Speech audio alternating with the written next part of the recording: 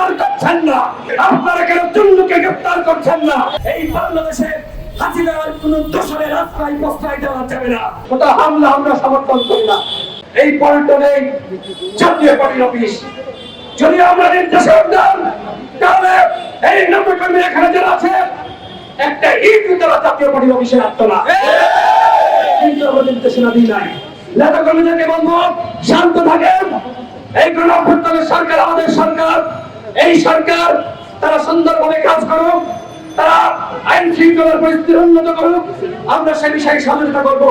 কিন্তু আমরা যে অভ্যুত্থানের নেতৃত্ব দিয়েছে, যারা সংগ্রাম করছে, যারা অংশ নিয়েছে, আওয়ামী লীগের আমাদের মার খেয়েছি, এখনো কি আমরা মার খাবো?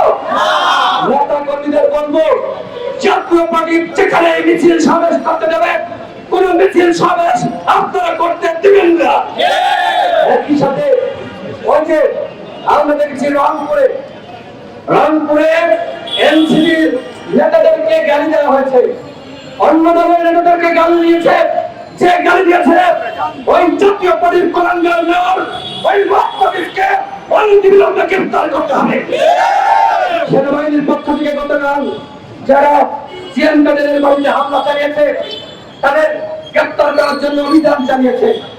আমরা মনে করি ওটা হামলা আমরা সমর্থন করি না। কিন্তু আজকে জাতীয় পার্টি অন্যায় করেছে, আপনারা কেন জিএম কাদেরকে গ্রেফতার করছেন না? আপনারা কেন চুন্নুকে গ্রেফতার করছেন না? ওই শামীম হায়দার পাটোয়ারি এখনো পর্যন্ত কিভাবে টকশোতে গিয়ে বড় বড় কথা বলে মিডিয়া উত্তরের চেতনার বিপরীতে গিয়ে হাসিনার দোষর হয়ে কাজ করেছে।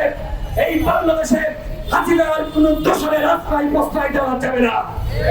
যেমনিভাবে আওয়ামী লীগকে সাংগঠনিকভাবে নিষিদ্ধ করা হয়েছে, ঠিক একইভাবে জাতীয় পার্টি সহ নিষিদ্ধ করতে হবে।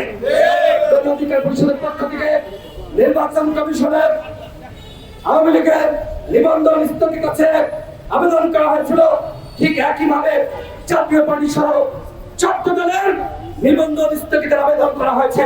কালকে বলবো আওয়ামী লীগকে যেমনি ভাবে নিষিদ্ধ করেছেন, যদি জাতীয় পার্টির প্রতি কোন উপদেষ্টা মায়া দেখায়, তাহলে কোন উপদেষ্টাকে দেশের জনগণ কিন্তু আস্থা রাখবে না।